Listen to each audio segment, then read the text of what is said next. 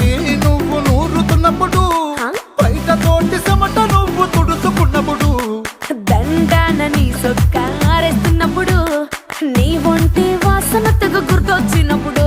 రెండు చేతులెత్తి జుట్టు ముడిచినప్పుడు, జండు కత్తుకొని పడుకున్నప్పుడు, అలసిపోయి నువ్వు ఆవలించినప్పుడు, వచ్చుండై ఫీలింగ్స్ వచ్చి వచ్చి చంపేస్తు